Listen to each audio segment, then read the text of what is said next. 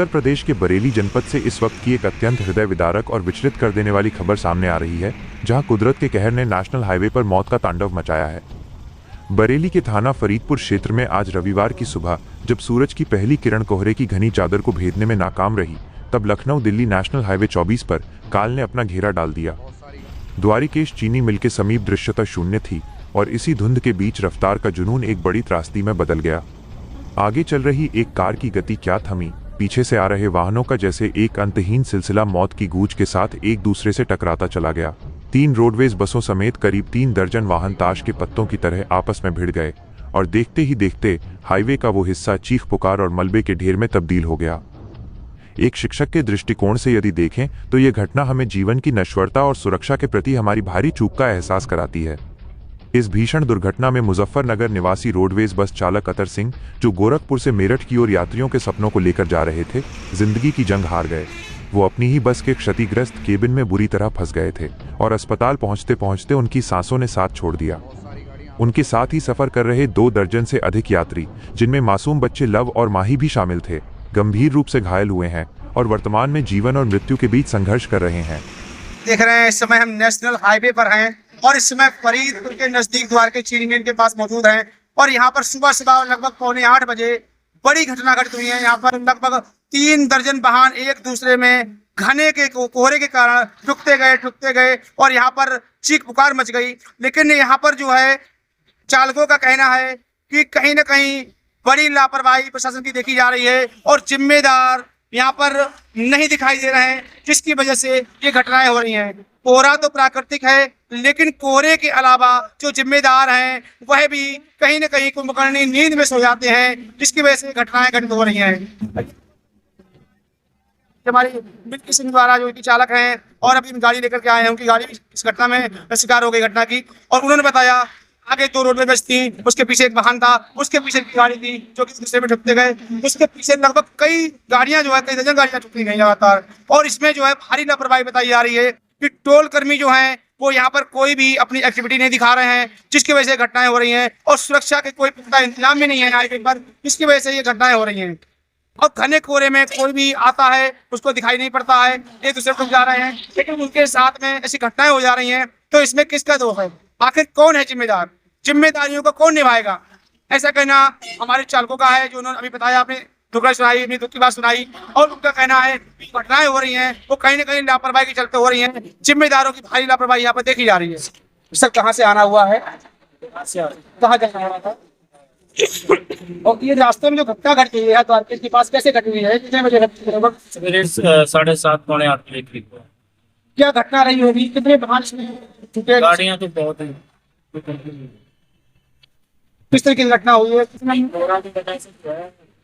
मैंने आके रोड वाला था, चक्कर में उसने ब्रेक लिया, वो किसी में आगे, उसके चलते चलते फिर जो है एक दूसरे में गाड़ियां पीछे आपस में लड़ती, गाड़ी देख रहे हैं तो पीछे रुकने का नाम ही नहीं ले रहा। जब तक चीख रहे चिल्ला रहे तब तक गाड़ी आगे पीछे रुक जा रही है। इस संबंध में किसको आप दोषी मानते हैं? क्या कहना चाहेंगे हमारी प्रदेश सरकार से? तो आपको सर पता ही है, आपको कोई लाभ से लुका छुपा थोड़ा है। अब मान के चलो गाड़ियां पीछे रुक रही हैं तो उसको रोकना चाहिए। पीछे गाड़ियां तो बैरिकेडिंग कर रही हैं, आप रुके जाए, मतलब गाड़ियां आपस में कंटिन्यू एकदम दे धड़ाधड़ ठुक रही हैं। अब जो जिसका एक दो का हो गया है अब पीछे तो रोकना चाहिए। इसको थोड़ा प्रशासन को क्या सक्रियता अपनानी चाहिए थी कि ये घटना ना हो? मतलब हो गया उसके बाद में, अब जैसे ये मान लो अभी गाड़ी खड़ी है, अब रात में कोहरा गिरेगा, अब साइड में यहाँ से कर दिया जाए, इसके बाद में इसको कहाँ लेके जाएंगे? रात में फिर हादसा हो सकता है। अब रात में इसके पीछे से कोई आगे ठोक देगा तो फिर इसके कौन जिम्मेदार? तो यहाँ पर कहने का मतलब आपका कि लापरवाही का मामला यहाँ पे दिखाई दे रहा है, जिसके चलते अन्य घटनाएं होने की संभावना बनी रहती है। वो तो है ही, अब क्या बोल सकते हैं। आपको पता ही है कि रोडवेज वाले जो है उनके चक्कर में ही पहले यही पता चला सबसे ज्यादा जो एक्सीडेंट है और रोडवेज ही आगे थी। इसके बाद सारी गाड़ियां लगभग 3 दर्जन गाड़ियां रुक गई हैं। हाँ। सूचना मिलते ही क्षेत्राधिकारी संदीप सिंह के नेतृत्व में फरीदपुर पुलिस ने मोर्चा संभाला। क्रेन की मदद से घंटों की कड़ी मशक्कत के बाद जब क्षतिग्रस्त वाहनों को हटाया गया, तब कहीं जाकर हाईवे पर पहियों की थमी हुई रफ्तार दोबारा शुरू हो सकी। बरेली की सरजमी पर घटित ये भयावह हादसा केवल एक समाचार नहीं, बल्कि हर उस व्यक्ति के लिए एक कड़ा सबक है जो घने कोहरे में रफ्तार को अपनी नियति मान लेता है।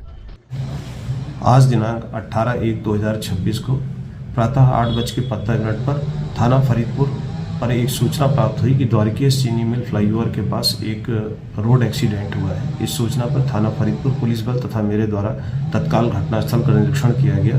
इस संपूर्ण घटनाक्रम यह इस प्रकार रहा कि एक वैगनार जो कि घने कोहरे के कारण और जीरो विजिबिलिटी होने के कारण उसने स्पीड कम किया। पीछे से एक रोडवेज ने उस पर टक्कर मारी तथा सडनली पीछे से उसके आ रही एक रोडवेज भी अगली रोडवेज से वो टकरा गई।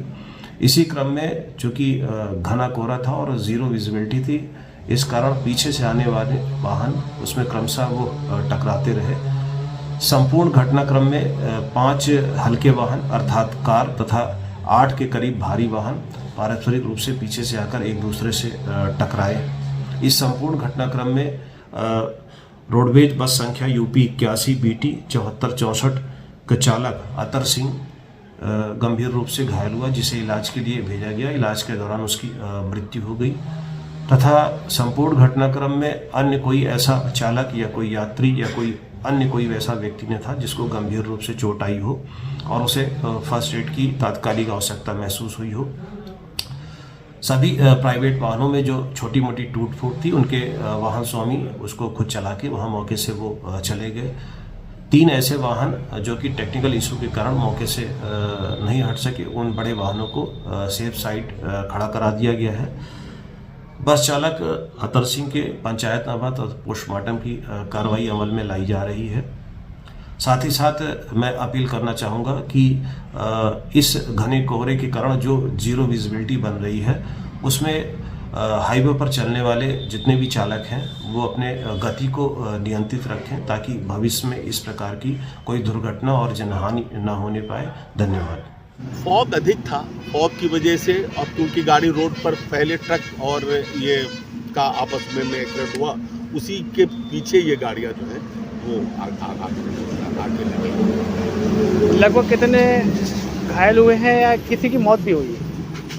एक चालक की हो गई है मौत, इसमें सोहराब गेट का था, उसकी मौत हुई। और घायल को कोई है कितना? घायलों को तो बाकी लोगों को तो चोटें हल्की आई हैं, तो कोई ऐसा है हल्की फुल्की हैं और वो सब लोग वो यहाँ पे उसमें ठीक है, लेकिन मेन रूप से जो एक चालक की घायल हुआ उसकी मौत हो गई। लखनऊ की हर बड़ी हलचल, अपराध की सच्ची खबरें, द लखनऊ टाइम्स, सबसे तेज सबसे सही।